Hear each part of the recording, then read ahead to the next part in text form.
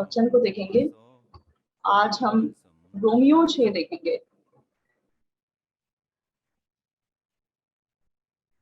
Romeo 6 से लेके 14 तक पढ़ेंगे।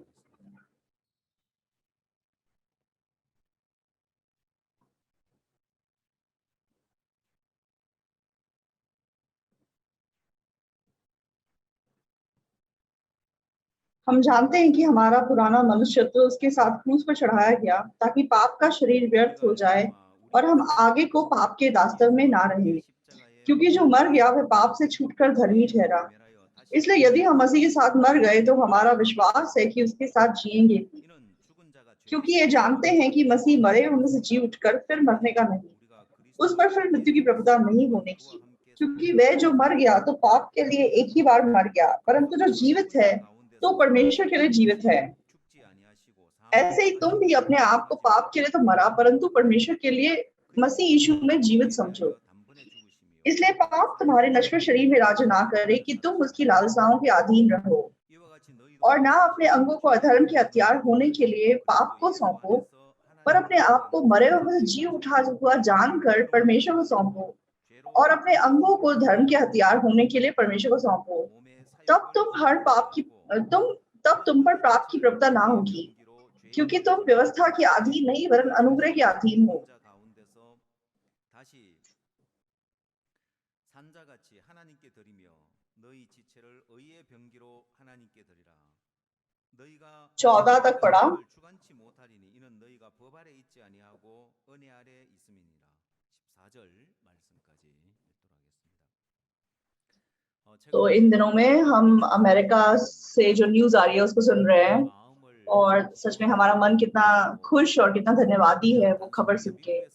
तो ये केवल साधारण सी ऐसी बात नहीं कि अमेरिका में ऐसा हो रहा है, तो अभी पूरी दुनिया में लोग कितना हमारा इंतजार कर रहे हैं और कितना मतलब इस वचन का इंतजार कर रहे हैं। हम लगातार ऑनलाइन माध्यम से ऐसी खबरों को सुन पा रहे हैं। मतलब कोरोना के बाद हमेशा हमने हर वसंत ऋतु में और हर पतझड़ में हमने बड़ा प्राइवेट सेमिनार किया और हमने रिट्रीट किया और हमने वर्ल्ड कैंप भी किया। तो धन्यवादी बात क्या है कि पास्टर अमेरिका जाने से पहले कोरिया में उन्होंने मतलब वीडियो के द्वारा मतलब वो अलग-अलग वीआईपी लोगों के साथ मीटिंग कर रहे थे, कोई मिनिस्टर्स के साथ, कोई बड़े-बड़े बिशप्स के साथ। और जब उन लोगों का रिस्पॉन्स हम देखते हैं तो ये ऐसे लोग हैं जिन्होंने पास्टर का वचन सुना हुआ है और इन लोग के मन में तो हम महसूस कर सकते हैं कि ये सुसमाचार को अब मतलब समझ पा रहे हैं और मतलब उसको रियलाइज कर पा रहे हैं। तो एक तो बार जब लोग वचन सुनते हैं तो उनको लगता है कि हाँ चलो अच्छा वचन है, लेकिन जब बार बार सुनते हैं तब मतलब वो वचन के अंदर छिपे हुए आत्मिक अर्थ को समझ पाते हैं और फिर मतलब उनकी गवाहियां निकल के आती है कि इस बार मुझे उद्धार का विश्वास प्राप्त हुआ। तो वचन उनके मनों में प्रवेश कर रहा है, हम इस चीज को महसूस कर पाते हैं। तो पास्टर अमेरिका गए और न्यूयॉर्क में जो बड़े-बड़े पास्टर्स हैं जिनके बड़े-बड़े चर्चेस हैं, तो ये पास्टर लोग मतलब बिशप्स हैं एक्चुअली। तो ये जैसे बड़े-बड़े चर्चेस के लीडर्स हैं और ऐसे पास्टर्स पास्टर को मिलने आते हैं और मतलब उनके साथ फेलोशिप करते हैं और उनसे वचन सुनते हैं। तो पिछली बार भी मैंने आपको बताया था कि घाना का जो रिलीजियस अफेयर्स का मिनिस्टर है उसका पास्टर के साथ ऑनलाइन मीटिंग था। तो वो मतलब बहुत चुपचाप बैठा था, कुछ बोल नहीं रहा था वो मिनिस्टर। तो पूरी मीटिंग खत्म होने के बाद पास्टर पाक बोलने लगे कि ये मतलब बहुत चुपचाप से रहने वाले इंसान है, ज्यादा बोलते नहीं है। लेकिन बाद में घाना के मिशनरी ने बताया कि ऐसा नहीं है, मतलब ये जो रिलीजियस अफेयर्स का कैबिनेट मिनिस्टर है मतलब वो इतना घबरा गया पासपा के सामने कि ये इतने बड़े पास्टर है, पूरी दुनिया में मशहूर इंसान है, तो उसको मतलब इतनी घबराहट हुई कि वो पास्टर के सामने कुछ बोल नहीं पाया। तो असलियत में जब मिशनरी से वो मिले थे तो वो बहुत बोलते थे और मतलब बहुत वो तो मिशनरी ने साफ देखा कि पास्टर पाक से मिलने से पहले उतने इतना घबराए हुए हैं, मतलब इतना डर रहे हैं उनसे मिलते हुए। तो चाहे वो खुद मिनिस्टर है, लेकिन वो मतलब परमेश्वर के सेवक को इतना बड़ा मानते हैं अपने मन में। तो ऑफ कोर्स लाइक परमेश्वर का सेवक किसी मिनिस्टर से बड़ा है, लेकिन मेरे मन में ऐसा आया कि उस मिनिस्टर ने पास्टर को इतना बड़ा समझने का मन रखा है, कितना आशीष पाने का मन है। वो मिनिस्टर भी आशीष पाएगा और उसका देश भी आशीष पाएगा, ऐसा मन मेरे मन में आ सका। तो अभी मतलब आज से अमेरिका में है, तो न्यूयॉर्क में मतलब बड़े-बड़े चर्चेस के जो पास्टर्स हैं, तो अमेरिका के बड़े पास्टर्स का मतलब पूरी दुनिया में बड़े पास्टर्स हैं वो लोग। तो वो लोग मतलब पास्टर को खुद अपनी तरफ से मिलने आ रहे हैं और उनसे मतलब फेलोशिप करने के लिए टाइम मांग रहे हैं। तो बहुत ही अद्भुत बात है, बहुत ही धन्यवादी बात है।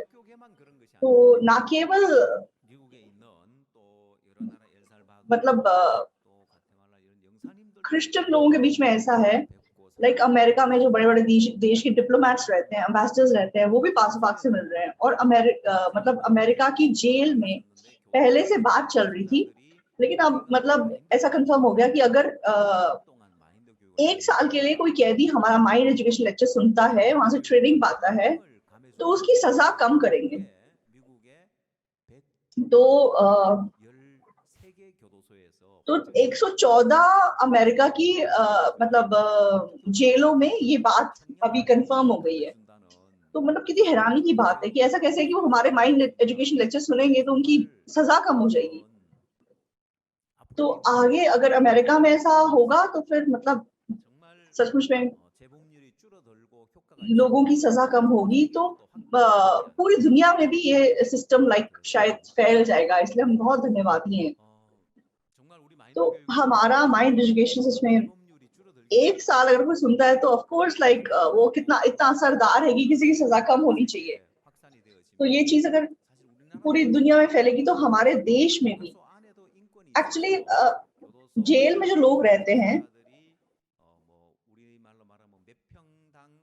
तो मतलब जेल में कितने कैदियों को रख सकते हैं, तो मतलब उनके पूरे रूल्स रेगुलेशंस हैं कि इतनी बड़ी जगह में इतने कैदी ही रख सकते हैं।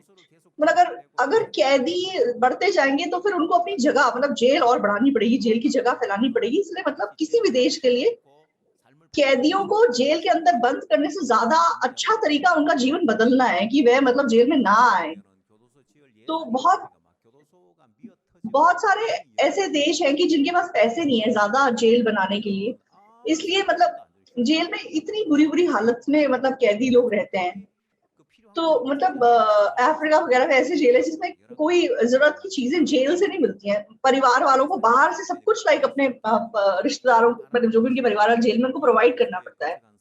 तो इसलिए हर सरकार चाहती है कि लोग जेल में ना आए, मतलब क्राइम कम हो और जेल में लोग ना आए, लेकिन उनके पास कोई रास्ता नहीं है इस चीज को रोकने का।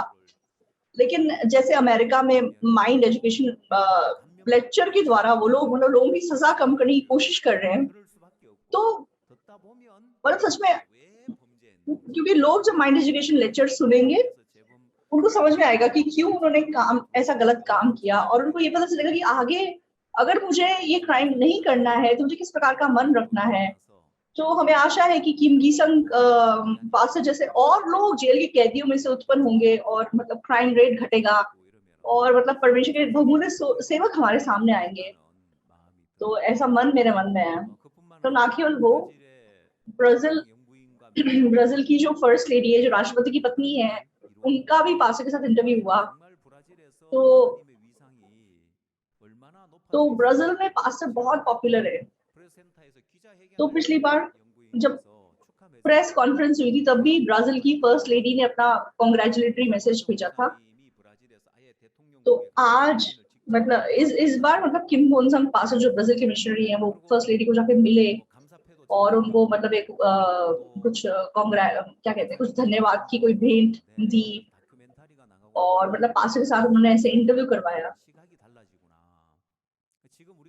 तो मतलब और वो डॉक्यूमेंट्री भी बार-बार प्रसारित हो रही है और उसका मतलब भी असर बहुत ज्यादा अच्छा हो रहा है।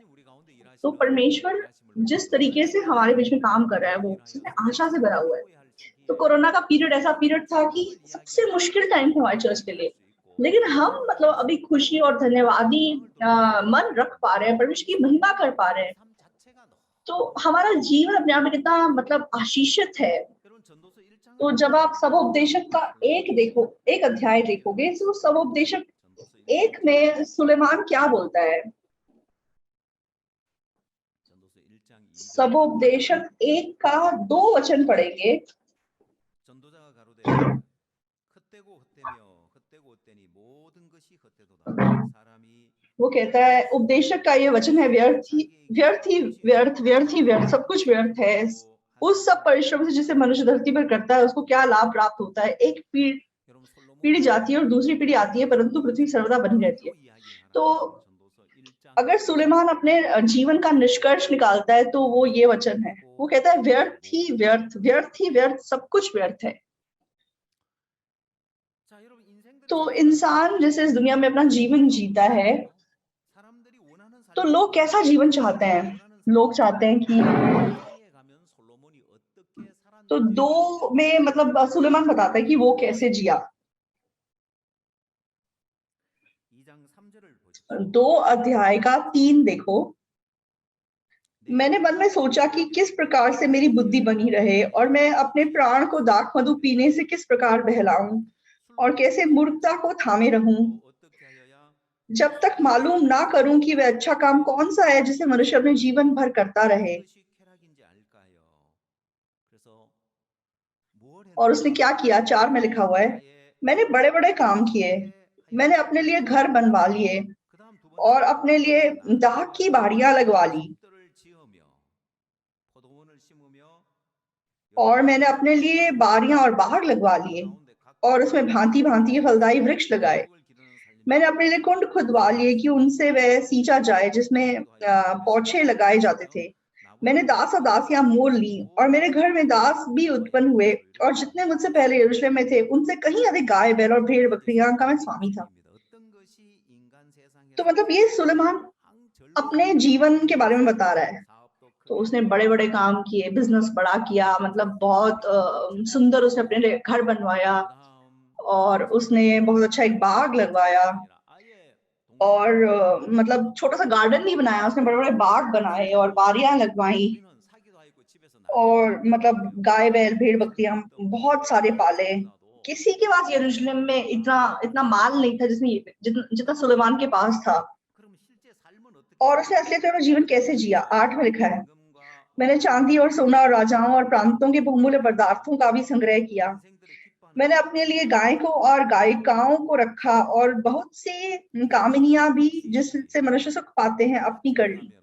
जब आप किसी अमीर लोग के घर में जाते हो, तो उनके ड्राइंग रूम में बहुत मतलब बड़ा-बड़ा क्या कहते हैं म्यूजिक सिस्टम वगैरह लगा हुआ होता है, बड़े-बड़े स्क्रीन्स होते हैं।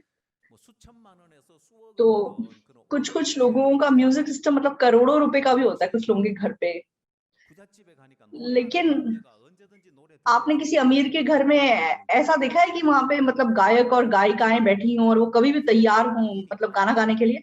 सुलेमान राजा था, इसलिए उसके पास मतलब लाइव म्यूजिक सुनने के लिए, मतलब वो कोई सीडी वगैरह पे नहीं सुनता था, मतलब तो ऑडियो सिस्टम नहीं, मतलब गायक और गायिकाएं उसके आसपास लाइक वेट करके बैठे रहती थी कि जब उसे चाहिए वो मतलब उसके लिए गीत गा सके, उसके लिए मतलब बजा सके।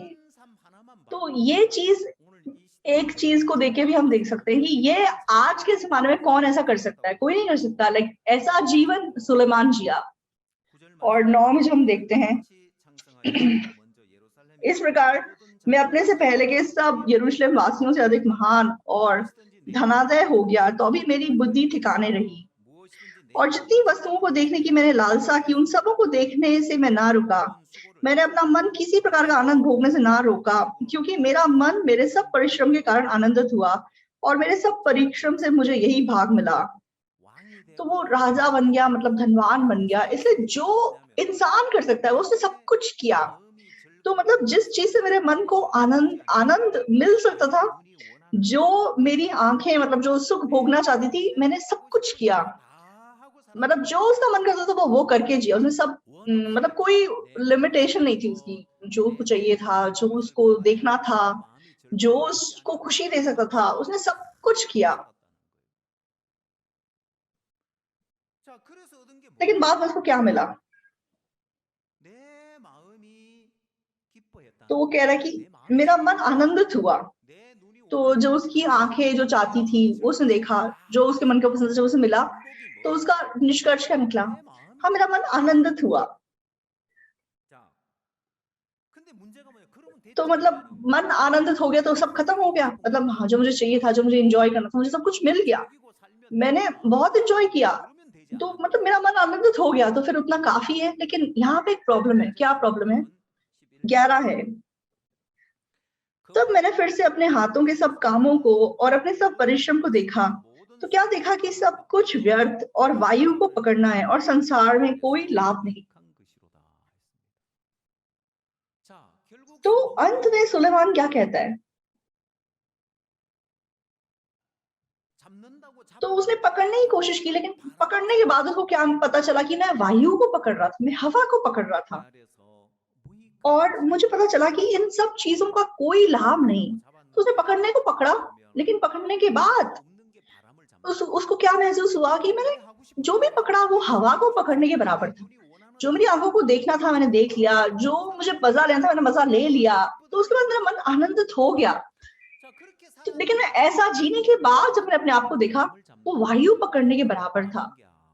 तो कुछ मेरे पास बाकी नहीं बचा, कुछ नहीं था। इसीलिए वो बोलता है कि व्यर्थ है, व्यर्थ है, सब कुछ व्यर्थ है।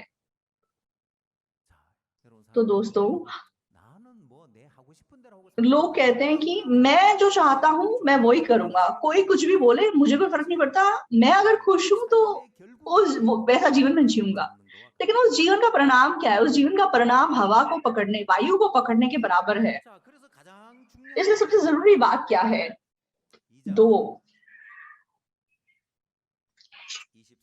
का 24, 2 का 24, मनुष्य के लिए खाने पीने और परिश्रम करते हुए अपने जीव को सुखी रखने के सिवाय और कुछ भी अच्छा नहीं।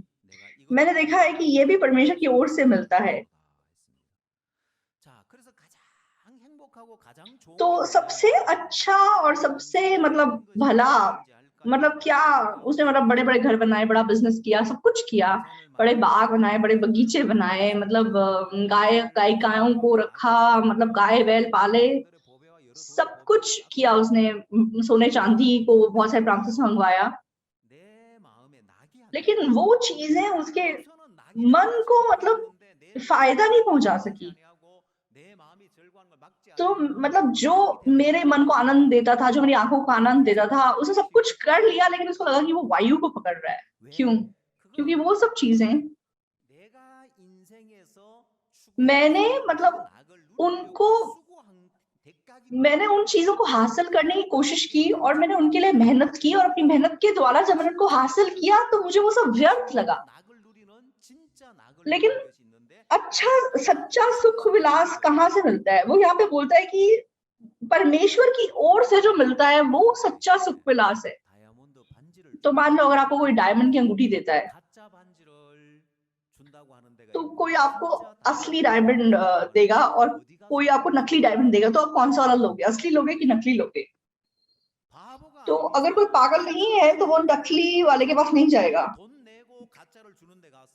तो कौन मतलब अगर जब तक कोई पागल नहीं होगा तब तक वो पैसे दे के मतलब जो उसको नकली दे रहा है उसको लेने नहीं जाएगा, जो उसको मुफ्त में असली दे रहा है वो असली लेने के लिए जाएगा, राइट?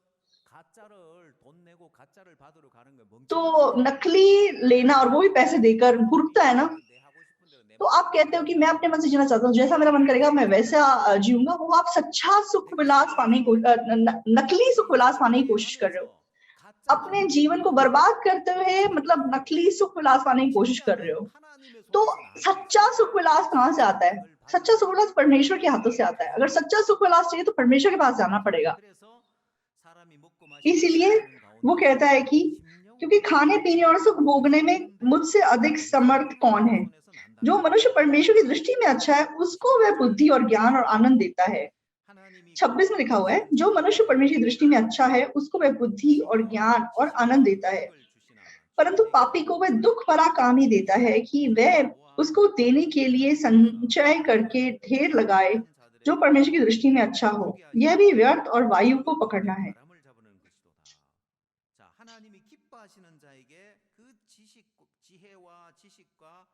तो परमेश्वर सच में जिससे प्रसन्न होता है उसको वो बुद्धि, ज्ञान और आनंद देता है, लेकिन पापी को वो दुख भरा काम ही देता है। तो जो परमेश्वर के सामने जाता है और परमेश्वर से सुख प्राप्त करता है, वो सबसे सुखी व्यक्ति है, वो सबसे खुश व्यक्ति है। तो सुलेमान बोलता है कि हाँ, जो मेरी आंखें पसंद करती थी, जो मुझे चाहिए था, मैंने सब कुछ पाया, लेकिन अंत में वो वायु पकड़ने के बराबर था, वो बेकार था, वो व्यर्थ था। तो अगर आपको व्यर्थ चीजें नहीं चाहिए, अगर आपको सच्चा सुख विलास चाहिए, तो वो सच्चा सुख विलास परमेश्वर की ओर से आ सकता है, परमेश्वर आपको दे सकता है। तो इसलिए उद्धार पाया हुआ मसीही, हाँ, मैंने उद्धार पा लिया, अब मैं अपने जैसा मेरा मन करता है मैं वैसा अपना जीवन जीऊंगा, जो मेरी आंखें पसंद करती है, जो मेरा मन पसंद करता है, मैं उसके पीछे चल के जीऊंगा। क्यों? क्योंकि ऐसी चीजों से मुझे मतलब खुशी मिलती है, ऐसे लोग ऐसी चीजों के पीछे जाते हैं। लेकिन जैसा सुलेमान ने बताया, वो लोग एक दिन पहचानेंगे कि वो वायु को पकड़ रहे थे, जो भी उन्होंने किया वो व्यर्थ है। तो हमारा देश पिछले 50 साल अगर हम मुड़ के देखते हैं पीछे, तो हमारा देश सबसे तेज गति पे मतलब अमीर बना, और मतलब सबसे ऊंचाई पे बहुत कम समय पे पहुंच गया। लेकिन सुसाइड रेट हमारे देश में नंबर 1 है। तो अगर लोग सुखी हैं, खुश हैं, तो क्यों आत्महत्या करते हैं? तो जो मेरी आंखें पसंद करती हैं, जो मेरा मन मुझे खुशी देता है, उस लोग ऐसी दुनिया अपने लिए बना लेते हैं, जो उनको चाहिए वो पा लेते हैं, जो खाना चाहते हैं वो खाते हैं, जो कुछ उनको चाहिए वो सब कुछ वो पा लेते हैं। आज ऐसी सदी हमारे देश में आ गई है, लेकिन क्यों लोग आत्महत्या करते हैं? क्यों? क्योंकि उनके मन में सुख विलास नहीं है, मन में खुशी नहीं है। तो सच्चा सुख विलास कहाँ से आता है? सच्चा सुख विलास परमेश्वर के हाथों से आता है, और जो उसका मजा लेके जी रहा है वो सबसे आशीषित व्यक्ति है। इस दुनिया का सबसे आशीषित व्यक्ति कौन है? परमेश्वर के हाथों से आया हुआ सुख विलास भोगने वाला मनुष्य सबसे खुश व्यक्ति है और सबसे आत्मिक व्यक्ति है। तो आत्मिक व्यक्ति कौन है? परमेश्वर की ओर से आया हुआ सुख विलास अपने मन में रख के जीने वाला व्यक्ति सबसे खुश व्यक्ति है। तो अगर आप सबसे आत्मिक है तो आप कैसा जीवन जिएंगे? आप जाएंगे? तो सबसे आत्मिक व्यक्ति कैसे अपना जीवन जीता है? आप एक बार फिलिपियों की किताब को देखिए, फिलिपियों 4:4।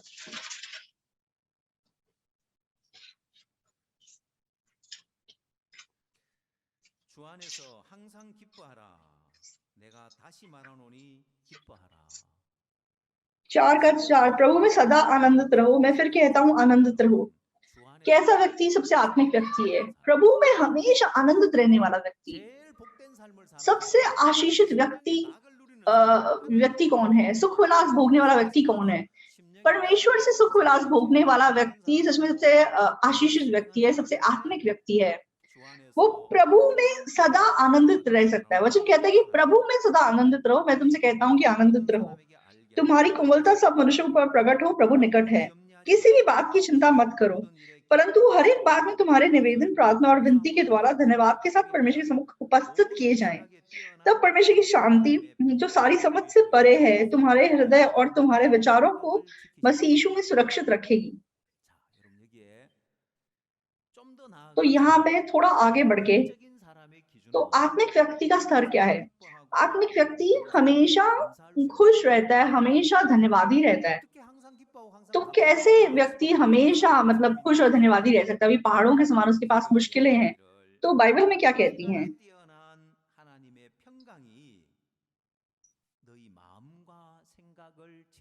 तो परमेश्वर की शांति जो सारी समझ से परे है, तुम्हारे हृदय और तुम्हारे विचारों को मसीह यीशु में सुरक्षित रखेगी। जब ऐसा होगा तो आप हमेशा आनंदित रह सकते हैं। तो पौलुस मतलब जेल में था, उसे इतना मारा पीटा गया, उसको बेड़ियों में मतलब बांध दिया गया, लेकिन रात को पौलुस और सिलास मिलके परमेश्वर की महिमा के गीत गाते हैं। ऐसा व्यक्ति आनंद मतलब आत्मिक व्यक्ति है। परिस्थिति कैसी है? परिस्थिति अभी वो जेल में है, उसको मतलब बेड़ियों में जकड़ा गया है, उसको मार पड़ रही है, उसको दर्द हो रहा है, लेकिन मसीह की शांति ने उसके विचारों को और उसके मन को पकड़ के रखा हुआ है, इसलिए वो ऐसी परिस्थिति में भी परमेश्वर की महिमा कर सका, परमेश्वर की महिमा के गीत गा सका। ऐसा व्यक्ति आत्मिक व्यक्ति है। किसी भी परिस्थिति में वो आनंदित रह सकता है, धन्यवादी रह सकता है। तो आप बहुत ही छोटा सा जीवन जी रहे हो, तो आप कष्ट पीड़ा उठा के जियोगे, तो याकूब के समान एक दिन बोलोगे कि मैंने व्यर्थ जीवन जिया है, तो वो ऐसा व्यक्ति कैसे आत्मिक कहलाएगा? इसलिए आप लोग उद्धार पाने के बाद परमेश्वर ने हमको तो इस धरती की बीमारियां, चिंता, परेशानी, मतलब जो पृथ्वी इन चीजों से भरी हुई है, तो हमारे पास जब मसीह की शांति आती है, तो वो मसीह की शांति हमें हमेशा आनंदित और खुश व्यक्ति का जीवन जीने के लिए बना देती है। ऐसा व्यक्ति सबसे आत्मिक व्यक्ति है। तो आप लोग आत्मिक काम करेंगे तो आप आत्मिक कहलाएंगे, ऐसा नहीं है। आप एक छोटा सा जीवन इस दुनिया में जी रहे हो, तो एक तरफ ऐसे लोग होते हैं जो पूरा जीवन पापी का जीवन जीते हैं, पूरा जीवन अपने पाप की क्षमा मांगते रहते हैं, मैंने ये पाप किया, मैंने वो पाप किया, मुझे क्षमा कर दो।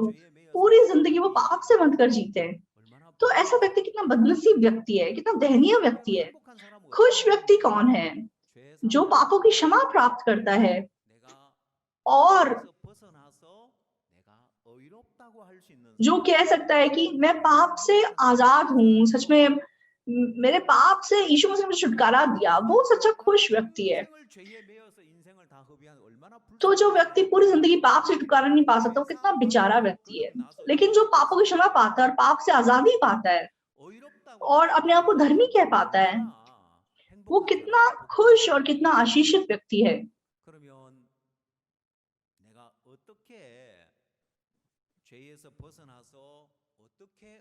तो कैसे मतलब हम पाप से स्वतंत्र होके धर्मी बन सकते हैं?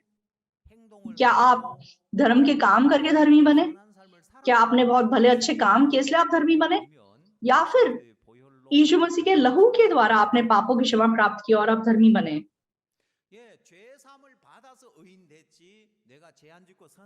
तो मतलब कोई ऐसा नहीं है जो पापों की क्षमा और अपने कामों से जिसने प्राप्त की हो। एक दिन आप लोगों ने सुसमाचार में विश्वास किया, आपने सुसमाचार सुना और पापों की क्षमा का रहस्य आपने जाना। चाहे हम रोज पाप करते हैं, लेकिन यीशु मसीह के लहू ने क्रूस में मेरे सारे पाप धो दिए, इसलिए मेरे अंदर पाप नहीं है और मैं धर्मी हूँ। आपने एक दिन सुसमाचार पे विश्वास किया, इसलिए आप बोल पाए कि आपके अंदर पाप नहीं है, इसलिए आप बोल सके कि मैं पाप से आजाद हूँ, मैं धर्मी हूँ, और आप पूरी जिंदगी लाइक धर्मी का जीवन जी सके। तो रोमियो 6 जो आज हमने पढ़ा, वहां मुड़ के जाएंगे।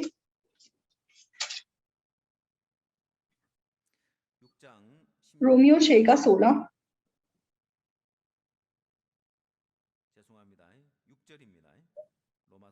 रोमियो 6 का 6, सॉरी। हम जानते हैं कि हमारा पुराना मनुष्य उसके साथ क्रूस पर चढ़ाया गया ताकि पाप का शरीर व्यर्थ हो जाए और हम आगे को पाप के दास्तन में ना रहें। तो हमारा पुराना मनुष्य क्रूस के ऊपर यीशु के साथ चढ़ा दिया गया ताकि पाप का शरीर व्यर्थ हो जाए और हम आगे को पाप के दास्तन में ना रहें। उसके बाद जब हम 14 वचन देखते हैं, तब तुम पर पाप की प्रभुता ना होगी क्योंकि तुम व्यवस्था के अधीन नहीं वरन अनुग्रह के अधीन हो। तो यहाँ पर तो पाप की प्रभुता तुम पे ना होगी। तो जब मैं पाप करता था, सच में पाप मुझ पे प्रभुता कर रहा था और मुझको खींच के ले जा रहा था, लेकिन अब पाप मुझ पे प्रभुता नहीं करेगा। क्यों? क्योंकि मेरे काम बदल गए, इसलिए नहीं है। पहले मैं व्यवस्था के अधीन था, लेकिन मेरा मन अब अनुग्रह के अधीन है। तो व्यवस्था के अधीन जब तक आप थे, तब तक आप रोज पाप करते थे और आप अपने आप को पापी कहते थे। लेकिन जब आप अनुग्रह के अधीन हो गए तो आप पापी नहीं रहे, आप धर्मी हो गए। इसलिए पाप आपके ऊपर अधिकार नहीं कर सकता, पाप आपके ऊपर मतलब कंट्रोल नहीं कर सकता।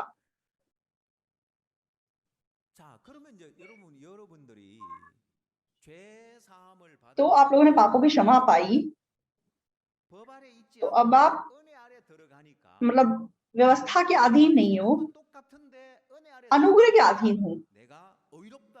तो क्योंकि आप अनुग्रह के अधीन हो, इसलिए आप अपने आप को पापी नहीं कहते हो, अपने आप को धर्मी कह सकते हो। तो अब पाप आपके ऊपर प्रभुता नहीं कर सकता। पाप आपको ये नहीं बोल सकता तूने पाप किया, चल पापों की माफी मांग, तुझे पाप से छुटकारा पाना होगा। अब पाप आप पे प्रभुता नहीं कर सकता। हम धर्मी का जीवन जी सकते हैं क्योंकि हम पाप के अधीन नहीं है। 5 को जब आप देखते हैं, रोमियो 5 को 5 का 18, इसलिए जैसा एक अपराध सब मनुष्यों के लिए दंड की आज्ञा का कारण हुआ, वैसे ही एक धर्म का काम भी सब मनुष्य के लिए जीवन के निमित्त धर्मी ठहराए जाने का कारण हुआ। क्योंकि जैसा एक मनुष्य की आज्ञा ना मानने से बहुत लोग पापी ठहरे, वैसे एक मनुष्य की आज्ञा मानने से बहुत लोग धर्मी ठहरेंगे। तो ये वचन जब हम देखते हैं, वो हमें क्या बता रहा है? तो ये सच में हमें आजादी और खुशी देने वाला वचन है। जैसे तुम पापी बने थे, वैसे ही तुम धर्मी भी बन गए। तो लोग सोचते हैं हम मुफ्त में पापी बन गए, लेकिन धर्मी बनने के लिए हमें कुछ करना पड़ेगा, मतलब हमें उसकी कीमत चुकानी पड़ेगी, हम अच्छे काम करने पड़ेंगे, हमें भले काम करने पड़ेंगे, तभी हम धर्मी बन सकेंगे। तो मतलब वर्ल्डली चर्च के लोग ऐसे सोचते हैं। लेकिन हम पापी कैसे बने? लाइक एक व्यक्ति आदम की वजह से हम लोग पापी बन गए, उसी प्रकार एक व्यक्ति यीशु मसीह के द्वारा हम धर्मी ठहराए गए। तो वहां पे क्या मैंने काम किया या मैंने क्या गलत काम किया, मैंने ज्यादा पाप किया, मैंने छोटा पाप किया, उससे कोई फर्क पड़ता है? उससे कोई फर्क नहीं पड़ता। एक मनुष्य आदम के पाप से तुम पापी बन गए, और यीशु मसीह के एक धर्म के काम के द्वारा तुम धर्मी ठहराए गए। तो तुम्हारा पापी ठहरना और तुम्हारा धर्मी ठहरना तुमसे कोई नाता नहीं रखता। तो अगर तुम्हें पाप से आजाद होना, तो तुम्हें क्या करना होगा? तो पाप से आजाद होने के लिए क्या तुम्हें अच्छे काम करने पड़ेंगे, भले काम करने पड़ेंगे? क्या पश्चाताप की प्रार्थना करनी पड़ेगी? नहीं। तो जैसे तुम पापी बने, वैसे ही तुम धर्मी बन गए। तो तुम पापी भी फ्री में बने, तुमने क्या किया है क्या नहीं किया, तुम आदम की वजह से पापी बन गए। उसी प्रकार धर्मी बनना भी अनुग्रह से, बिना कोई कीमत के तुम धर्मी बने। सही है? तो आदम की वजह से तुम पापी बन गए, और मैंने भी पाप किया, इसलिए मैं पापी हूं। लेकिन हम मतलब खुद के काम, लाइक लोग अपने कामों से धर्मी बनने की कोशिश करते हैं, इसलिए पूरी जिंदगी वो अपने आप को धर्मी नहीं बोल पाते। लेकिन हम विश्वास करते हैं कि जैसे आदम की वजह से हम पापी बने, वैसे ही हम यीशु मसीह के कामों की वजह से धर्मी बन गए। यीशु मसीह ने क्योंकि क्रूस के ऊपर हमारे सारे पाप धो दिए, इसलिए उसके कामों ने मुझे धर्मी ठहरा दिया, इसलिए हम सेंत में धर्मी ठहराए गए हैं, ऐसा वचन हमें कहता है। तो क्या आपने इसी प्रकार उद्धार पाया है? तो उद्धार पाना मुश्किल है या आसान है? जो उद्धार पाने को आसान समझता है वो हाथ खड़ा करे, अगर आप समझते हैं कि उद्धार पाना आसान है। तो जिन्होंने हाथ खड़ा नहीं किया, आप लोग उद्धार पाने को मुश्किल समझते हैं? तो आसान है कि मुश्किल है? आसान है। सही है, आसान है। तो शारीरिक व्यक्ति का आत्मिक व्यक्ति में तब्दील होना मुश्किल है या आसान है? तो आसान है, तो फिर आप क्यों आत्मिक व्यक्ति नहीं बनते हैं?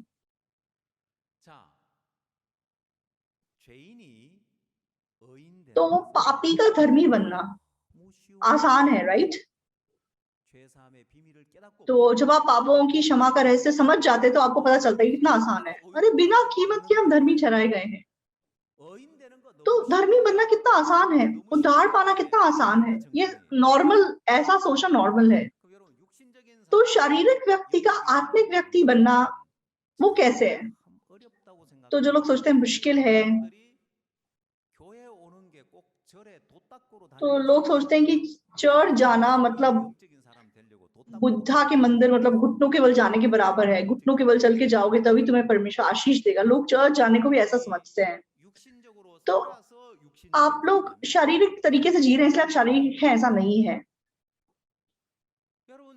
तो हमारा जीवन आदम और हवा के पाप की वजह से हम शारीरिक बन गए। तो हम एक्चुअली में शरीर का ढेर हैं, हम शरीर हैं। तो आदम की वजह से हम शारीरिक व्यक्ति बन गए। तो हम आत्मिक व्यक्ति कैसे बनेंगे? मैं अपना जीवन बदलूंगा, मैं आत्मिक काम करूंगा, तब मैं आत्मिक बनूंगा, ऐसा नहीं है। यीशु मसीह के द्वारा हम आत्मिक बन गए। तो मैंने आपसे पूछा कि उद्धार पाना आसान है कि मुश्किल है? आपने बोला आसान है। तो आत्मिक व्यक्ति बनना आसान है या मुश्किल है? भी आसान है। तो नॉर्मल मतलब ये सही है। अगर मुश्किल होता तो इसका मतलब आप गलत रास्ते से आत्मिक बनने की कोशिश कर रहे हैं।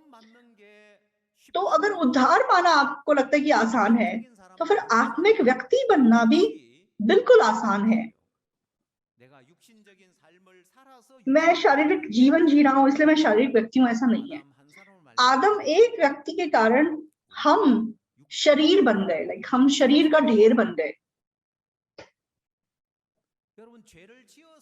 तो क्या आपने पाप किया इसलिए आप पापी बने, या फिर आदम की वजह से आप लोग पापी बन गए? तो आदम की वजह से आप पाप का बीज बन गए। आदम की वजह से तो मैं और पाप एक चीज बन गए, लाइक मैं पाप करने वाला बन गया।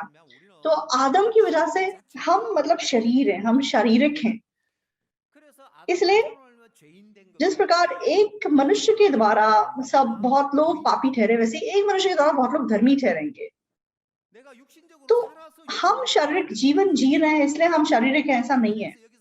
तो इसलिए बाइबल हमें क्या अंतर बता रही है? बाइबल हमें बार बार पुराना मनुष्य पुराना मनुष्य पुराना मनुष्य करके समझाती है।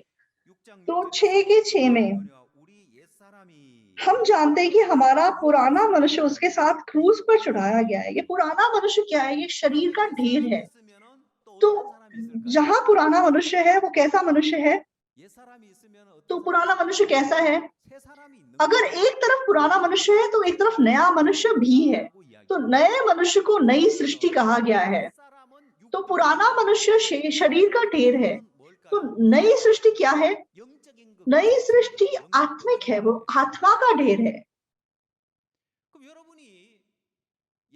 तो एक तरफ पुराना मनुष्य है और एक तरफ नई सृष्टि है। पुराना मनुष्य शारीरिक है, शरीर का ढेर है, उसका कुछ नहीं हो सकता। तो आप लोग कलीसिया में कुछ लोग आप में सोचते हैं ना मैं बहुत शारीरिक हूँ। आप में से जो सोचता है मैं बहुत शारीरिक इंसान हूँ, जो ऐसे जिया है कि मैं बहुत शारीरिक हूँ, अपना हाथ खड़ा करो। आप लोग क्यों अपने आप को शारीरिक समझते हैं? क्योंकि आपके अंदर से शारीरिक रूप आपको दिखाई देता है, आपके अंदर से आत्मिक चीजें उत्पन्न नहीं होती, शारीरिक काम उत्पन्न होते हैं, आपका शारीरिक रूप दिखाई देता है, इसलिए आप सोचते हो कि आप बहुत शारीरिक हो। ऐसा नहीं है। तो आपके अंदर से शारीरिक काम उत्पन्न हो रहे हैं इसलिए आप शारीरिक हैं, ऐसा नहीं है। आपका पुराना मनुष्य शरीर है और कुछ नहीं है, वो सिर्फ शारीरिक है। तो जिस प्रकार मतलब हम अपने कामों की वजह से पापी नहीं बने हैं, हम आदम की वजह से हम पाप का ढेर है, हम पाप हैं।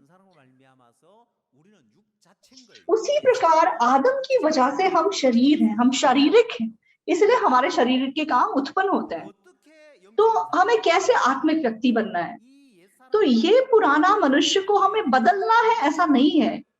ये पुराना मनुष्य के जो शारीरिक रूप है उसको मैं आत्मिक रूप में बदलना, ऐसा नहीं है। 6 में क्या लिखा हुआ है? शारीरिक मनुष्य के साथ क्या किया गया? यहाँ लिखा है हम जानते हैं कि हमारा पुराना मनुष्यत्व उसके साथ क्रूस पर चढ़ाया गया ताकि पाप का शरीर व्यर्थ हो जाए और हम आगे को पाप के दास्तव में ना रहें।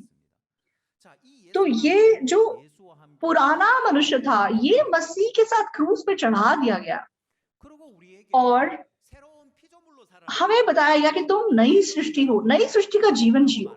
तो आप क्यों अपने आप को धर्मी कह रहे हो?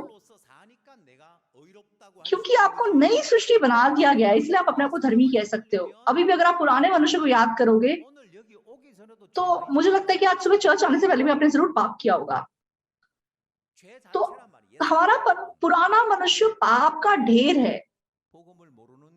इसलिए जो लोग सुसमाचार को नहीं जानते, ऐसे चर्च के लोग जो है वो क्या सिखाते हैं?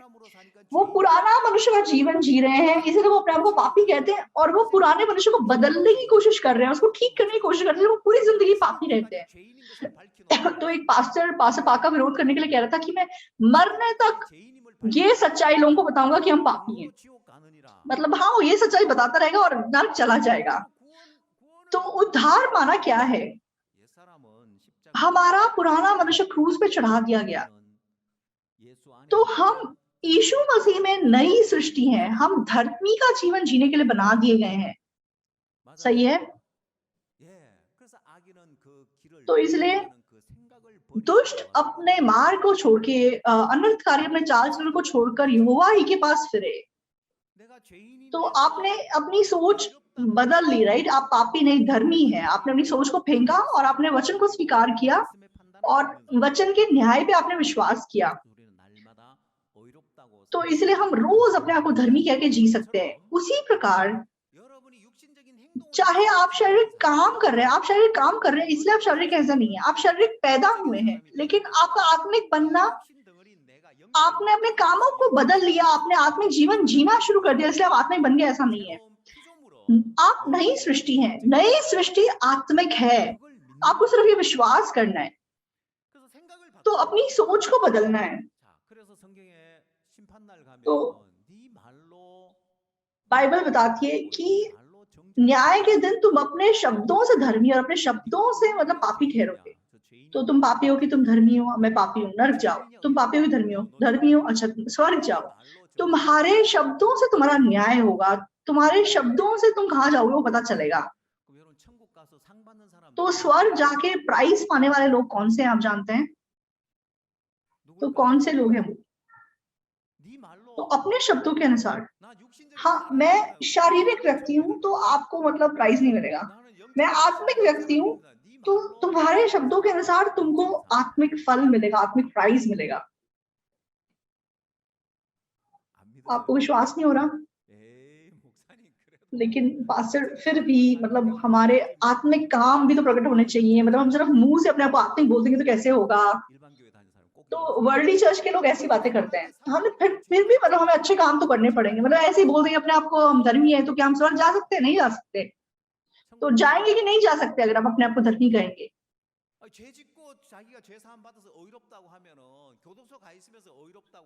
तो आपने पाप किया, आप जेल में है, लेकिन आप अपने आप को धर्मी कहते हो, लेकिन आप स्वर्ग जाओगे? जाओगे। तो न्याय के दिन तुम्हारे शब्दों से तुम्हारा न्याय होगा।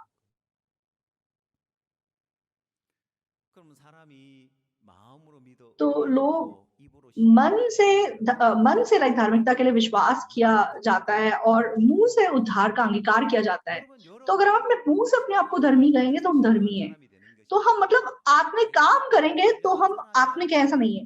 अगर आप विश्वास करेंगे कि मैं आत्मिक हूं तो आप आत्मिक हैं। अगर आप विश्वास करेंगे मैं शारीरिक हूं, अपनी सोच नहीं बदलेंगे और ना वो शारीरिक ही समझते रहेंगे तो आप शारीरिक ही रहेंगे। इसलिए प्रॉब्लम क्या है? रोमियो 6:13 में, और ना अपने अंगों को अधर्म के हथियार होने के लिए पापों को सौंपो, पर अपने आप को मरे हुओं में से जी उठा हुआ जानकर परमेश्वर को सौंपो, और अपने अंगों को धर्म के हथियार होने के लिए परमेश्वर को सौंपो।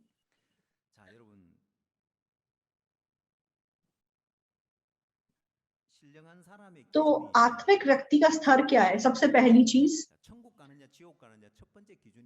स्वर्ग जाए, कौन स्वर्ग जाएगा, कौन नरक जाएगा, उसका स्टैंडर्ड क्या है? जो पापी है वो नरक जाएगा, जो धर्मी है वो स्वर्ग जाएगा। सही है? तो कौन शारीरिक है और कौन आत्मिक है?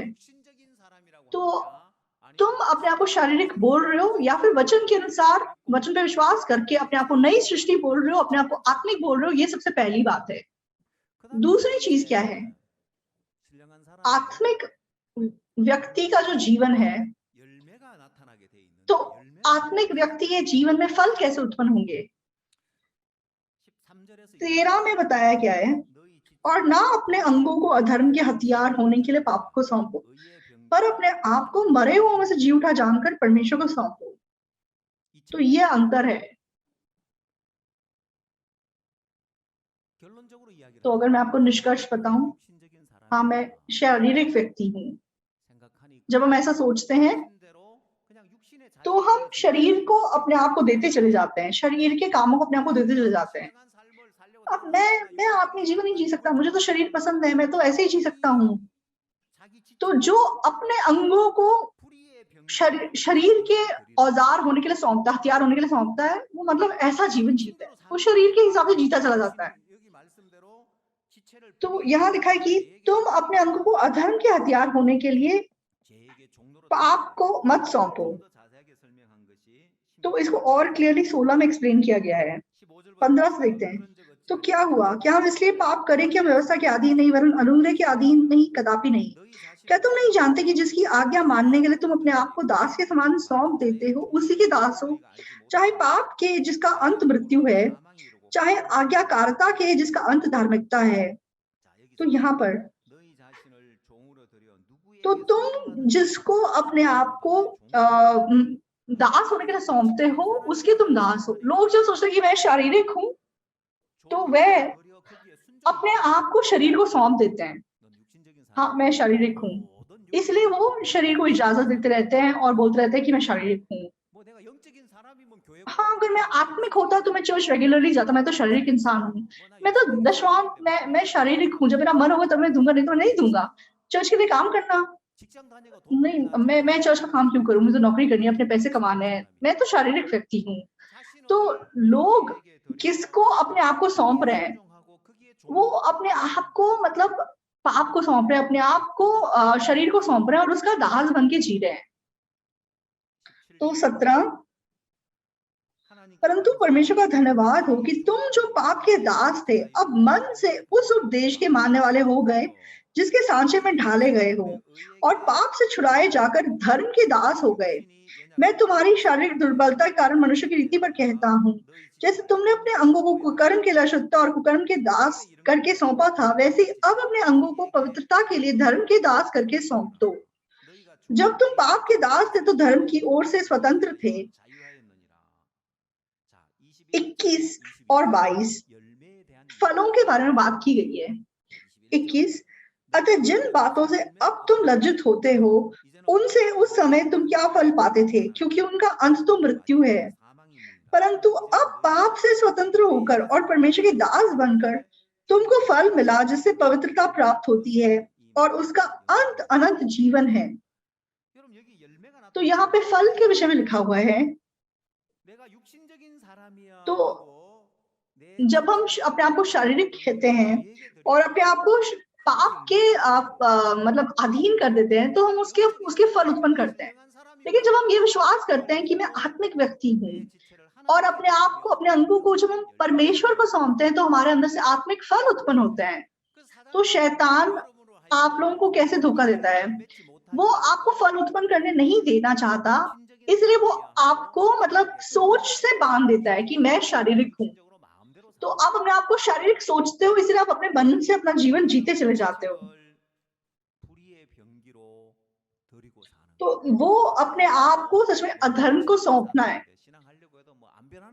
तो जब मैं तो नहीं बदलता, मैं कोशिश करता हूँ तो भी मैं नहीं बदलता, मैं नहीं बदल सकता। इसलिए परमेश्वर का वचन कहता है कि जैसे तुमने पहले अपने आप को अधर्म का दास होने के लिए सौंपा था, वैसे ही अब अपने आप को धर्म का दास होने के लिए सौंपो। तो इस जीवन की शुरुआत कहाँ है? आप अपने आप को कहाँ दे रहे हो, कहाँ सौंप रहे हो? जहां आप अपने आप को सौंप रहे हो, उसी का फल उत्पन्न होगा। इसलिए फल को देखने से पहले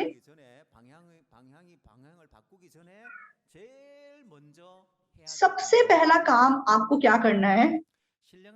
तो आत्मिक व्यक्ति की शुरुआत कहां से होती है, उसका स्टैंडर्ड कहां से शुरू होता है? प्रेरितों 13 एक बार देखेंगे।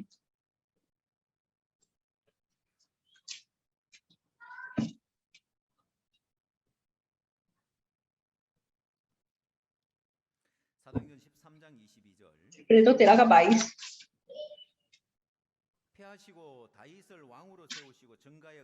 फिर उसे अलग करके दाऊद को उनका राजा बनाया, जिसके विषय में उसने गवाही दी, मुझे एक मनुष्य ईशे का पुत्र दाऊद मेरे मन के अनुसार मिल गया है, वे मेरी सारी इच्छा को पूरी करेगा।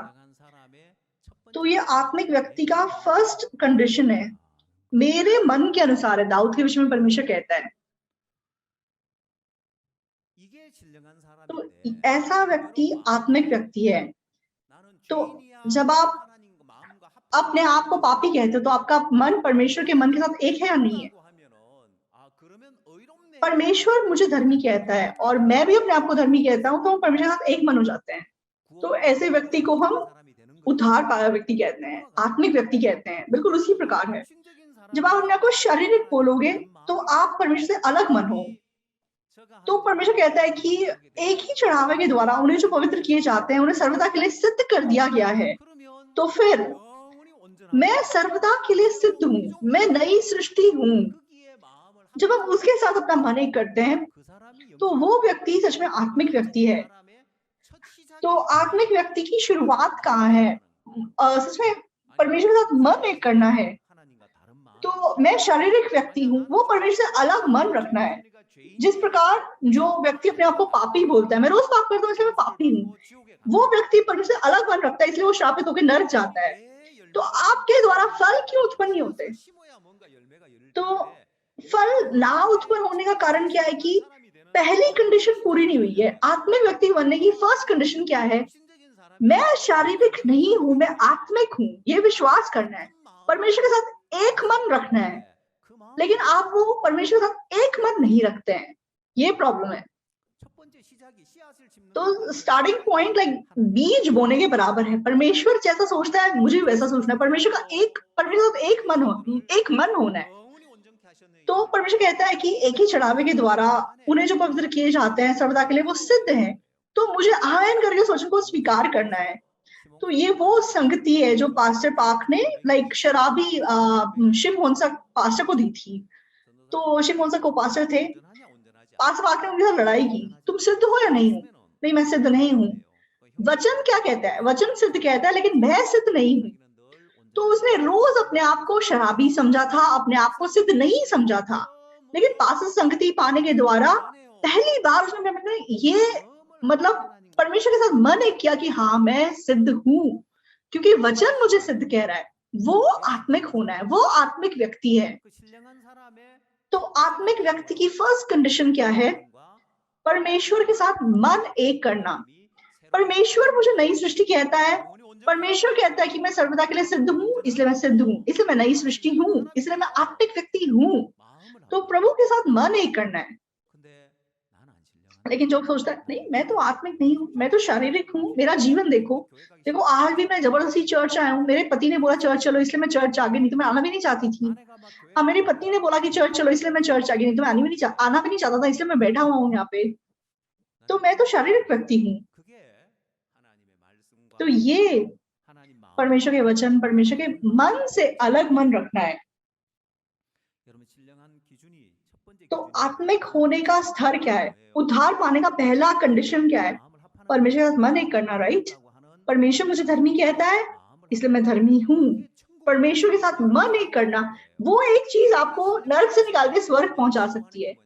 तो शारीरिक और आत्मिक होना भी बिल्कुल उसी समान है। मैं अपनी आप की ओर देखते अपने आप को शारीरिक बोल रहा हूँ, या फिर परमेश्वर के वचन को देखते हुए मैं अपने आप को नई सृष्टि बोल रहा हूँ, अपने आप को आत्मिक व्यक्ति बोल रहा हूँ। ये सच में परमेश्वर के साथ मन एक करना है। ये आत्मिक व्यक्ति बनने का पहला स्टेप है, लाइक पहली कंडीशन है। और उसके बाद फिर भी पास्टर हमारा जीवन भी तो आत्मिक होना चाहिए, तभी तो हम अपने आप को आत्मिक बोल पाएंगे। तो दूसरी चीज क्या है? आत्मिक व्यक्ति का जीवन कैसा होता है? आत्मिक व्यक्ति कैसे अपना जीवन जीता है?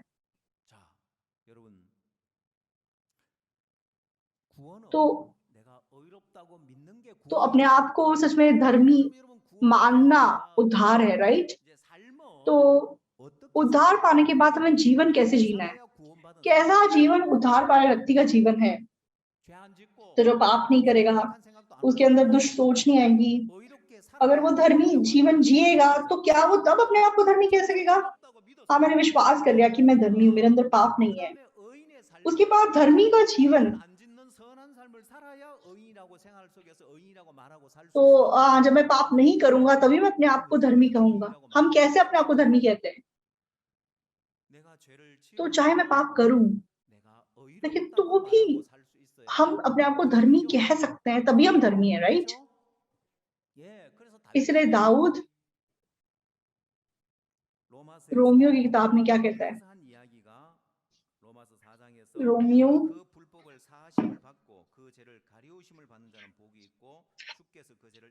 तो दाऊद कहता है कि धन्य है वह जिसके पाप उसके खिलाफ गिने नहीं जाते, धन्य है वह जिसके अधर्म ढांपे गए, जिसके पाप क्षमा हुए, धन्य है जिसके विरुद्ध परमेश्वर पाप नहीं गिनता। तो आत्मिक व्यक्ति का जीवन, आत्मिक व्यक्ति के जीवन का फर्स्ट स्टेप क्या है? सबसे पहले वो विश्वास करता है कि मैं नई सृष्टि हूँ। सबसे पहला वो विश्वास करता है कि मैं आत्मिक जीवन हूँ। तो उसके जीवन में आत्मिक चीजें प्रकट होंगे, तब वो आत्मिक ऐसा नहीं है। उसके जीवन से शारीरिक काम उत्पन्न हो रहे हैं, लेकिन तो भी जो विश्वास रखता है कि मैं आत्मिक हूँ, वो आत्मिक है। तो मेरे द्वारा शारीरिक चीजें उत्पन्न हुई, अरे मैं तो शारीरिक व्यक्ति हूँ, ऐसा व्यक्ति आत्मिक नहीं है। जैसे कि फॉर एग्जाम्पल जो व्यक्ति पाप करने के बाद बोलता नहीं मैं धर्मी नहीं हूँ, मैं पापी हूँ, उसको हम बोलते हैं कि इसने उद्धार नहीं पाया। लेकिन उद्धार पाया व्यक्ति कौन है? चाहे उसके द्वारा पाप प्रकट होता है, यीशु मसीह लहू की वजह से वो फिर भी अपने आप को धर्मी बोल सकता है। इसलिए चाहे मेरा शारीरिक रूप प्रकट हो, लेकिन फिर भी क्योंकि परमेश्वर ने मुझे नई सृष्टि बनाया है, इसलिए हमें विश्वास करना है कि मैं नई सृष्टि हूँ, वो परमेश्वर के साथ एक मन रखना है। तो ऐसा व्यक्ति आत्मिक व्यक्ति है।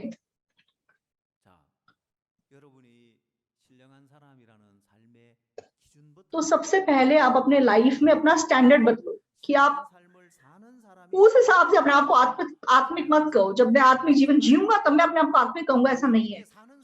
जिस प्रकार धर्म के काम करने वाला धर्मी व्यक्ति ऐसा नहीं है। जो विश्वास करता है कि परमेश्वर मुझे धर्मी बनाया है, वो अपने आप को धर्मी बोल सकता है। जैसे वर्ल्डली चर्च के क्रिश्चियन, वो हमारी बात समझ नहीं सकते। वो कहते हैं कि कैसे अपने आप को धर्मी कह सकते हो, तुम पाप करो कैसे अपने आप को धर्मी कह सकते हो। लेकिन हम जानते हैं कि हम बिना किसी कीमत के यीशु मसीह के लहू के द्वारा धर्मी ठहराए गए हैं। आत्मिक जीवन भी बिल्कुल उसी प्रकार है। हम बिना कीमत के आत्मिक व्यक्ति बनाए गए हैं। हम बिना कीमत के नई सृष्टि बनाए गए हैं। हमारे कामों की वजह से हम नई सृष्टि, ऐसा नहीं है। तो अगर हम इस वचन पे विश्वास करेंगे तो हम अपने आप आत्मिक व्यक्ति बन जाएंगे, हम अपने आप सिद्ध व्यक्ति बन जाएंगे और हम अपने आप नई सृष्टि बन जाएंगे।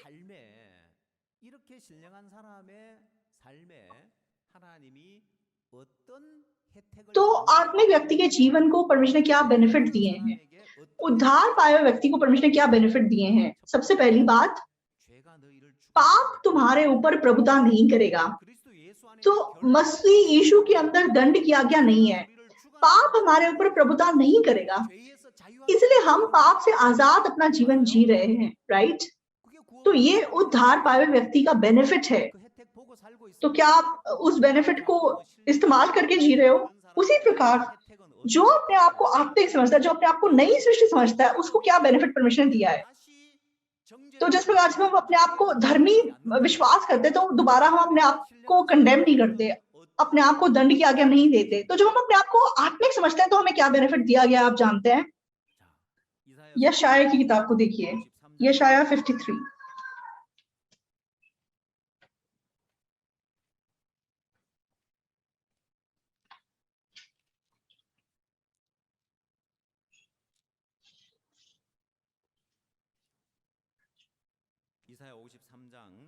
यशायाह 53 का 4।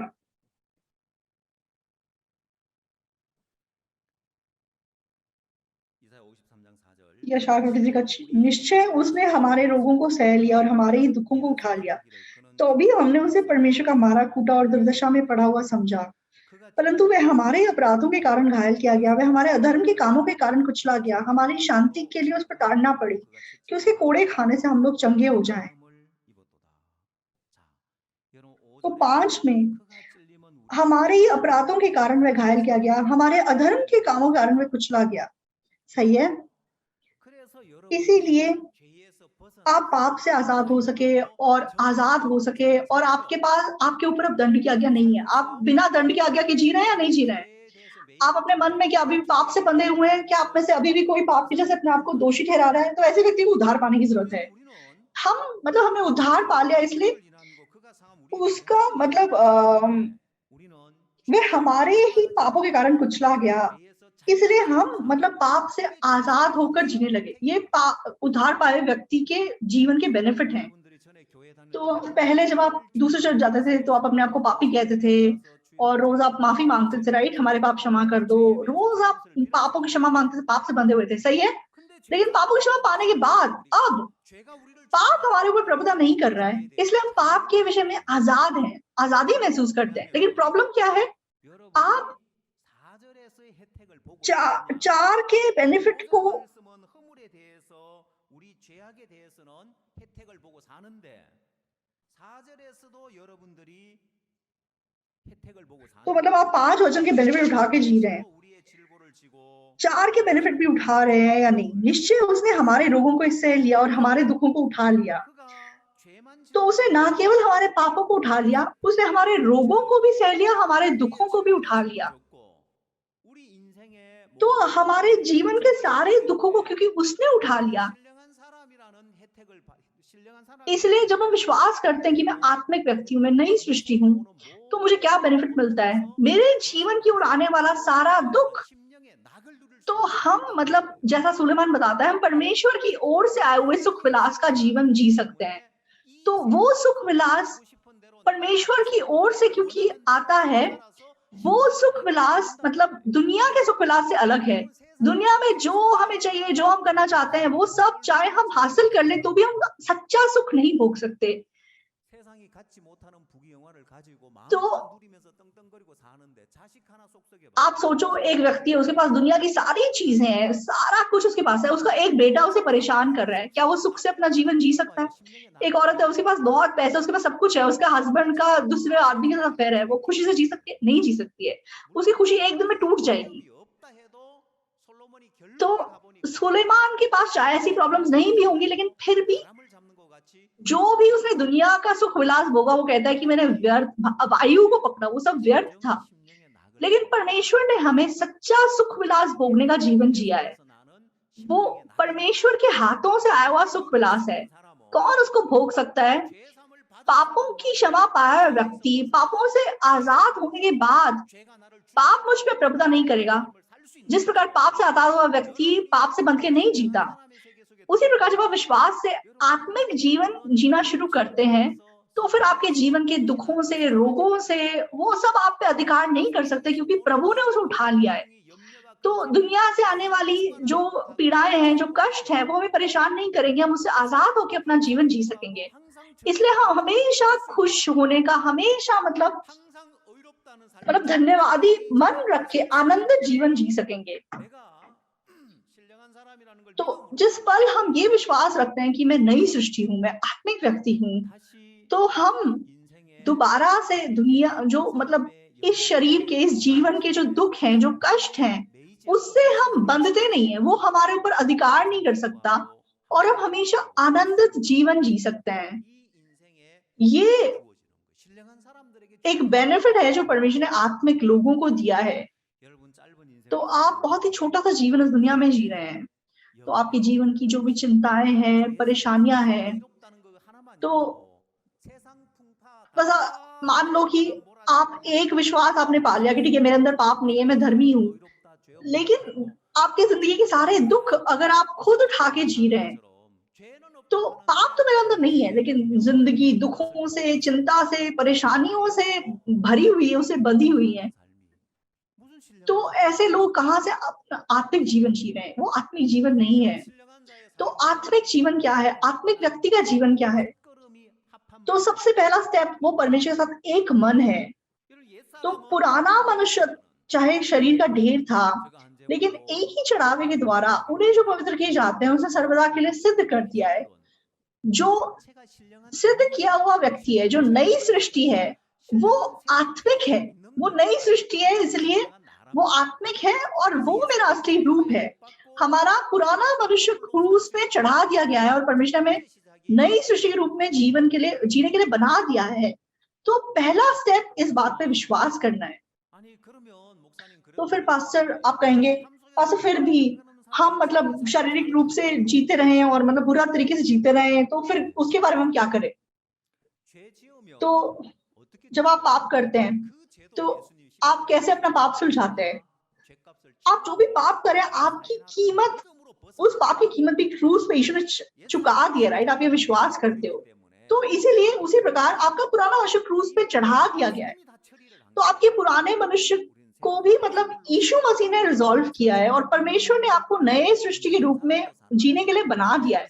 आपको आत्मिक जीवन, आत्मिक व्यक्ति के समान जीने के लिए बना दिया है। तो चाहे हमारे जीवन से मतलब हमारा बुरा रूप दिखाई दे, शारीरिक रूप दिखाई दे, तो वो शर्तें हैं कि हम अपना मन उसके द्वारा नीचा करें। तो धर्मी व्यक्ति कभी भी घमंडी जीवन नहीं जी सकता, क्योंकि परमेश्वर निरंतर हमारी कमियां, कमजोरियां हमें दिखाता रहता है और हमें ये याद रखने देता है कि जब तक यीशु मसीह मुझे नहीं पकड़ेगा तब तक मैं ऐसा व्यक्ति हूँ। इसलिए जब आपका शारीरिक रूप प्रकट होता है तो उसको सिर्फ आप अपना मन नीचा करने के लिए इस्तेमाल कीजिए, कि याद करिए कि हाँ मैं ऐसा व्यक्ति हूँ, अगर यीशु मसीह नहीं होगा तो मैं यही हूँ।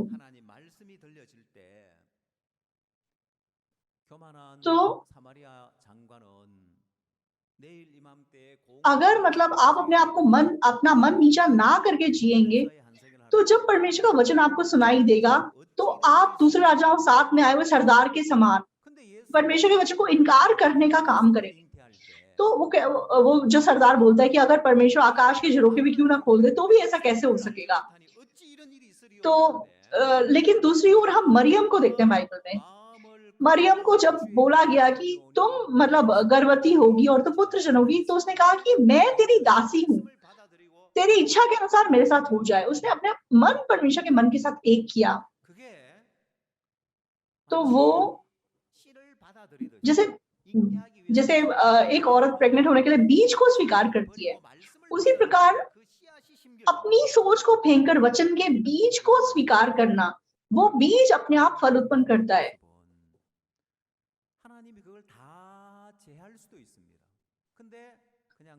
तो आपकी जो भी कमियां, कमजोरियां हैं, परमेश्वर चाहे तो उन सबको हटा सकता है, लेकिन क्यों परमेश्वर ने उसे ना हटा के उसे ऐसे ही छोड़ दिया है, ताकि हम उनको देखते हुए अपना मन नीचा करें।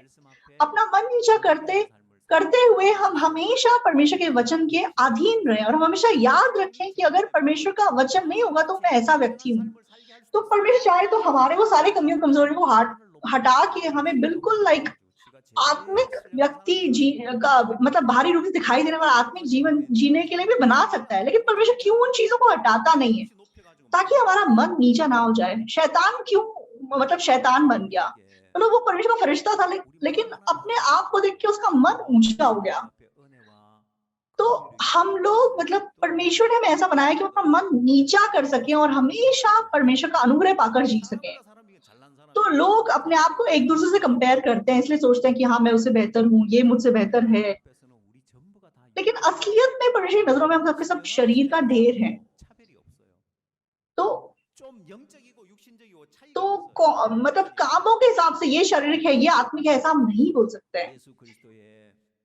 यीशु मसीह का अनुग्रह अगर किसी के पास नहीं होगा, अगर प्रभु का क्रूस नहीं होगा, अगर क्रूस के ऊपर प्रभु यीशु मसीह हमारा पुराना मनुष्य क्रूस पे नहीं चढ़ा देगा, तो हम सब शारीरिक हैं।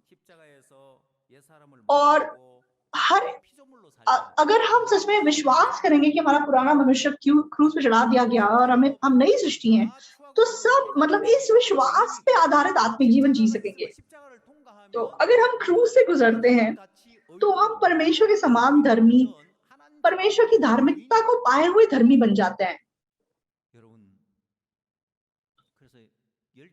इसीलिए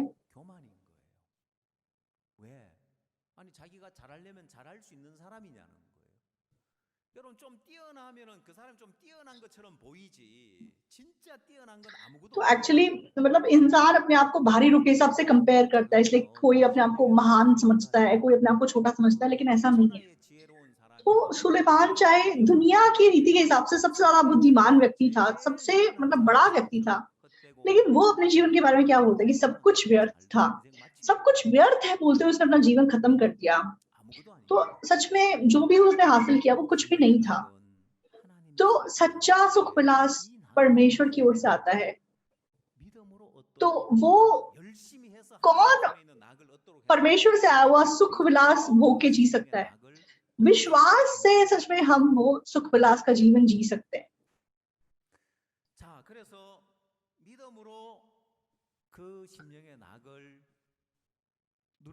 तो परमेश्वर ने क्योंकि सब सुख विलास विश्वास से पाने के लिए बना दिया गया है, इसलिए हमारे जीवन में कोई भी परेशानी, कोई भी कष्ट क्यों ना आए, हम हमेशा आनंदित हो सकते हैं और हमेशा धन्यवादी होकर हम जी सकते हैं। ये परमेश्वर का गिफ्ट है जो परमेश्वर ने हमें दिया है। तो जो लोग अपने जीवन में परिस्थिति से, मुश्किलों से, दुख से, चिंता से बंध के जीते हैं, दूसरी ओर वो सारा बोझ यीशु मसीह के ऊपर लादते हुए, तो तुम्हारी सारी चिंता क्या करो, फिलिपियों 4 को हम फिर से देखेंगे।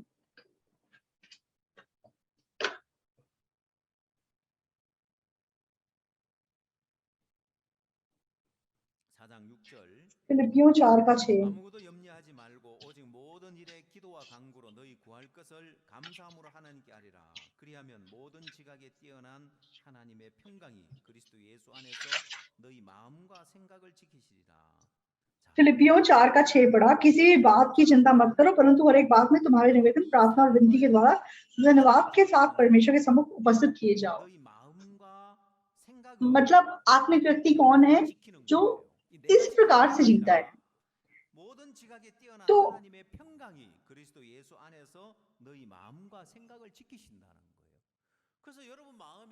तो आप लोगों के मन में जब दुख आता है और आप दुख में गिर जाते हो, जब चिंता आती है आप चिंता में गिर जाते हो, तो ऐसा व्यक्ति क्यों ऐसा जी रहा है? क्योंकि यीशु मसीह से आई हुई शांति उसके मन को नहीं कंट्रोल कर रही है।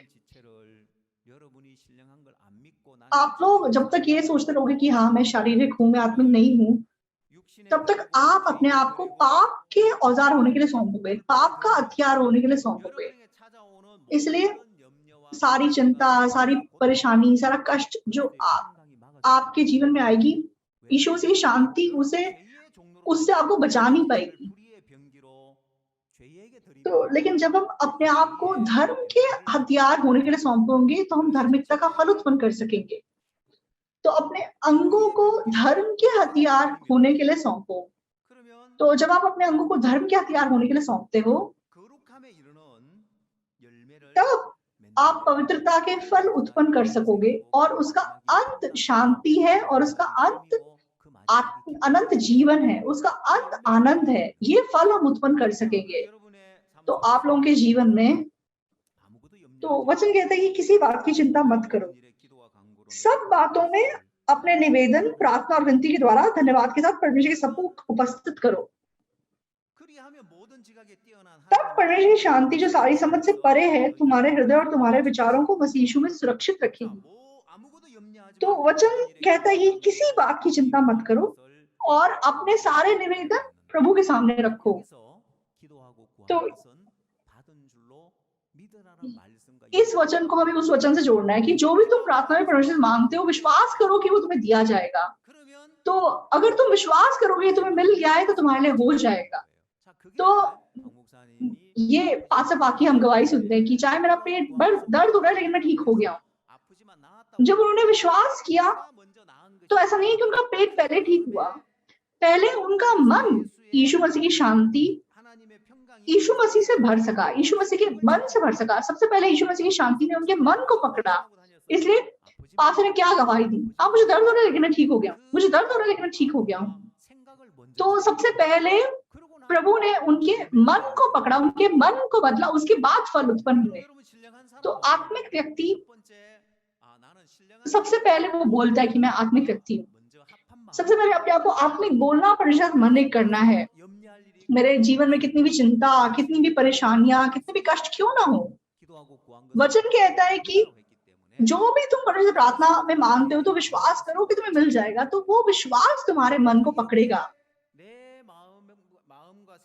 तो इस प्रकार से जब हम अपने मन को पकड़ के अपना जीवन जिएंगे तो हम अपने मन के खेत में बहुत सारे नए फल उत्पन्न होते हुए देख सकेंगे। तो हमारे चर्च में पार्किंग की जमीन है, तो जब वो खाली पड़ी हुई थी तो उसमें कुछ नहीं उगता था, लेकिन हमारी कुछ बुजुर्ग औरतों ने वहां पे मतलब सब्जियां लगा दी। तो कुछ दिन पहले मेरी पत्नी ने बहुत अच्छे मतलब ताजे पत्ते लाके मुझे खाने के लिए दिए। तो उसने कहा कि हमारे खेत के हैं।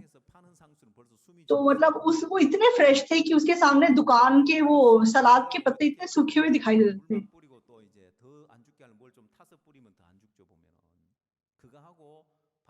मतलब दुकान से खरीदते हुए और हमारे खेत से तोड़े हुए का स्वाद कितना अलग होता है।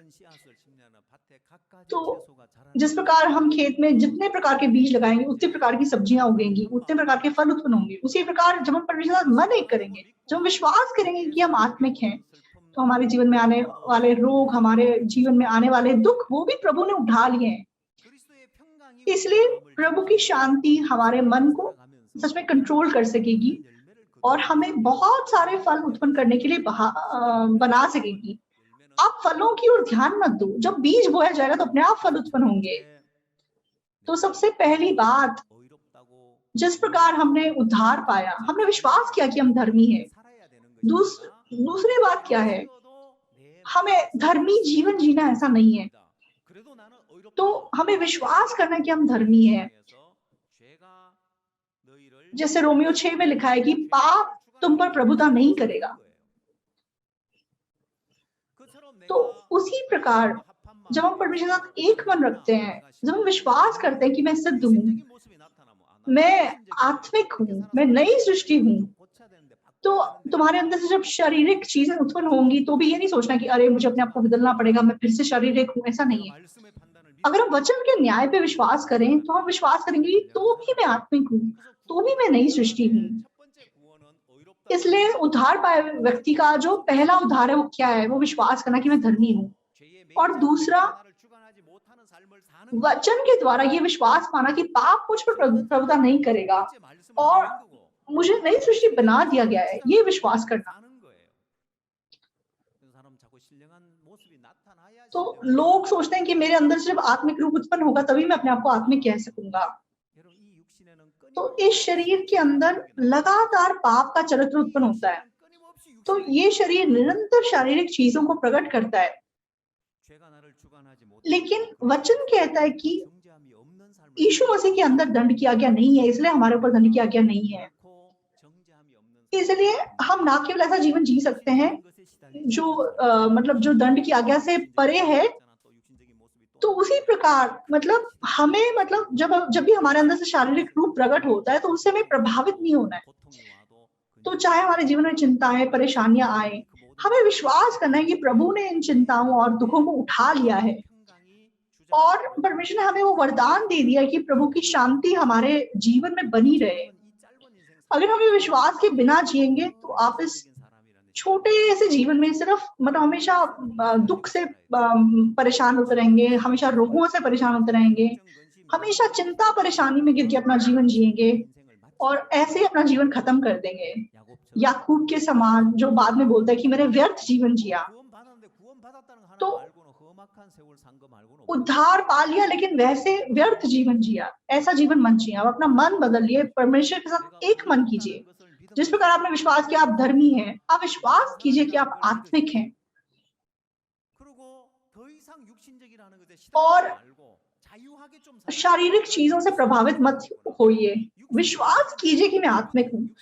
आत्मिक बनने की कोशिश मत कीजिए, हाथ पैर मत मारिए कि मुझे आत्मिक बनना है। विश्वास कीजिए कि आपको आत्मिक बना दिया गया है। उस स्ट्रेस से आजाद हो जाइए। चाहे आपके जीवन से शारीरिक रूप प्रकट हो तो भी विश्वास कीजिए कि मैं नई सृष्टि हूँ। तो आपके जीवन के सारी चिंताओं और परेशानियों को यीशु मसीह को सौंप दीजिए और यीशु मसीह की शांति को आपके मन पे अधिकार करने दीजिए। तो आपके जीवन में जो भी तकलीफ आए, जो भी परेशानी आए, जो भी मुश्किल आए, यीशु मसीह की शांति मेरे मन पे अगर अधिकार करती है तो मैं उन सारी चीजों से आजाद हो सकता हूँ। आप क्यों सिर्फ पाप से आजाद है? यीशु मसीह ने हमारे दुख भी उठा लिए, हमारे रोग भी उठा लिए। आप क्यों सिर्फ पापों से आजादी पाकर जी रहे हो? क्यों दुखों से आजादी पाकर नहीं जी रहे हो? क्यों अपने रोगों से आजादी पाकर नहीं जी रहे हो? क्यों इस जीवन की पीड़ा से आजादी पाकर नहीं जी रहे हो? शैतान आपको धोखा देता है, तुम शारीरिक हो, तुम्हें आत्मिक बनना पड़ेगा, तो वो स्ट्रेस आपके दिमाग में हमेशा डालता है। इसलिए आप कोशिश करते हो आत्मिक बनने की, आप विश्वास नहीं करते कि आपको आत्मिक बना दिया गया है। आप उस स्ट्रेस से आजाद हो जाइए क्योंकि वो शैतान का धोखा है। आप ऑलरेडी नई सृष्टि हैं, आप ऑलरेडी अनंत काल के लिए सिद्ध बना दिए गए हैं। आप ये विश्वास करके जिए। तो चाहे आपका शारीरिक रूप प्रकट हो तो भी विश्वास करो कि मैं सिद्ध हूँ और मैं आत्मिक हूँ। मैं ना केवल पापों से आजाद हूँ, मैं अपने शरीर से भी आजाद हूँ। और आपके जीवन में कोई भी दुख, कोई भी पीड़ा क्यों ना आए, आप विश्वास से यीशु मसीह की शांति आपके मन को संभाल सके, आपको हर दुख, हर पीड़ा से आजाद कर सके। और सबसे जरूरी बात, अपनी कमियों कमजोरियों से, अपने आप को, अपने इंफीरियोरिटी कॉम्प्लेक्स से आप आजाद हो जाइए।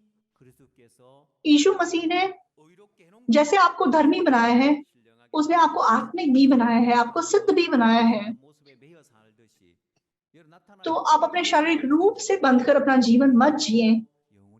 आप विश्वास कीजिए और आपके मन को सच में यीशु मसीह की शांति संभाल सके और प्रभु के साथ साथ चलने का जीवन जिए। याकूब के समान आपके जीवन के अंत में ये मत बोले कि मैंने व्यर्थ जीवन जिया। आप प्रभु में एक आशीषित और खुशी से भरा हुआ जीवन जिए, आत्मिक जीवन जिए। मैं आशा करता हूँ कि आप इस प्रकार का जीवन जी सकें। आत्मिक जीवन कैसा जीवन आप जानते हैं ना। तो आज हम यहीं तक वचन बांटेंगे। धन्यवाद।